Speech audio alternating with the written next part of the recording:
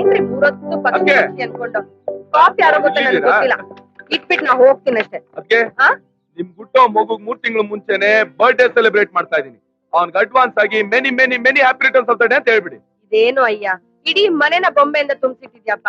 ಎಲ್ಲರೂ ವರ್ಷಕ್ಕೊಂದ್ಸಲಿ birthday celebrate ಮಾಡಿದ್ರೆ ನೀನ್ ಮಾತ್ರ ತಿಂಗ್ಳಿಗೊಂದ್ಸಲಿ ಮಾಡ್ತೀಯನೋ? Very simple. ಅದಕ್ಕೆ ಮಗು ಪ್ರಪಂಚಕ್ಕೆ ಬರೋಕ್ಕೂ ಮುಂಚೆ ತಿಂಗಳು ಕೊಂಡಾಡೋದು, ಬಂದ್ಮೇಲೆ ವರ್ಷಕ್ಕೊಂದ್ಸಲಿ ಕೊಂಡಾಡೋದು.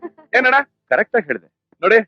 ಸತತವಾಗಿ 5 ತಿಂಗಳಿಂದ ನನಗ್ ಬರೋ ಸಂಬಳದಲ್ಲಿ ಅರ್ಧ ಅವ್ನು ಖರ್ಚು ಮಾಡ್ತಾ ಇದೀನಿ. ಅವ್ನು ಒಳಗಡೆ ಸುಮ್ನೆ ಕೂತಿದಾನಲ್ಲ, ಒಂದಿನಾರು ನಂಗೆ ಥ್ಯಾಂಕ್ಸ್ ಹೇಳದ್ನ? ಥ್ಯಾಂಕ್ಸ್ ಹೇಳೋ, ಥ್ಯಾಂಕ್ಸ್ ನೋಡಿದ್ರ ಅದಕ್ಕೆ ಹೇಗ್ ಓದಿತಾ ಇದೆ ನನ್ನ ಅಂತ. ಓದಿಲಿ ಓದಿಲಿ, ಯಾರು ನುದಿತಾನೆ? ಅವ್ರ ಚಿಕ್ಕಪ್ಪಂತಾನೆ. ಅವನಲ್ವೋ ಅವಳು.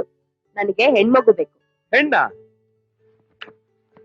ಅಲ್ಲ ಅದಕ್ಕೆ ಪ್ರತಿಯೊಂದ್ ಹೆಣ್ಣು ತನಗ್ ಹುಟ್ಟೋ ಮೊದಲನೇ ಮಗು ಗಂಡಾಗಿರ್ಬೇಕು ಅಂತ ಆಸೆ ಪಟ್ರೆ, ನೀವ್ ನೋಡಿದ್ರೆ ಹೆಣ್ ಬೇಕು ಅಂತಿರಲ್ಲ. ನೋನೋ, ಅದೆಲ್ಲ ಆಗಲ್ಲ. ನಿಮ್ಗ್ ಗಂಡ್ ಮಗುನೇ ಆಗೋದು. ಇಲ್ಲ ಕಣೋ, ನನ್ಗೀಗಾಗ್ಲೇ ಗಂಡು ಹುಡ್ಗ ಇದ್ದಾನೆ. ಗಂಡು ಹುಡ್ಗಾನ? ಎಲ್ಲಿದ್ದಾನೆ ಅದಕ್ಕೆ? ನನ್ ಕಣ್ಮುಂದೆನೆ ಇದ್ದಾನೆ. ಕಣ್ಮುಂದ್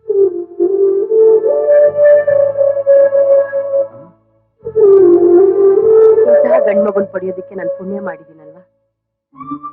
ಇನ್ನೊಂದ್ ಗಂಡ್ ಮಗು ನನ್ಗೆ ಯಾಕೆ ಹೇಳು?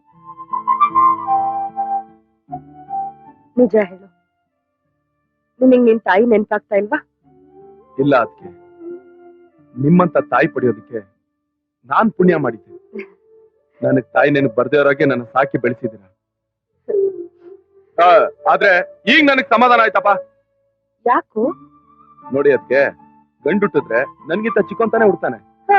ಬೆಳಿತಾ ಬೆಳಿತಾ ಎಲ್ ನನಗ್ ಸಿಗೋ ಪ್ರೀತಿ ಅರ್ಧ ಪಾಲ್ ಕೇಳ್ತಾನ ಭಯ ಇತ್ತು. ಹೆಣ್ಣುಟ್ಟಿದ್ರೆ ನಮಗ್ ಪ್ರಾಬ್ಲಮ್ ಇಲ್ವಲ್ಲ. ಮದುವೆ ಮಾಡ್ಕೊತಾಳೆ, ಔಟ್ ಮಾಡ್ಕೊಂಡು ಹೋಗ್ತಾ ಇರ್ತಾಳೆ. ಸ್ವಾರ್ಥಿನೋ ನೀನು. ಬಾ ಊಟ ಮಾಡುವ. 5 ನಿಮಿಷ ಅದಕ್ಕೆ ಸ್ನಾನ ಮಾಡ್ಕೊಂಡು ಚಿಟ್ಕೆ ಹೊಡೆಯಷ್ಟಲ್ಲಿ ಬರ್ತೀನಿ.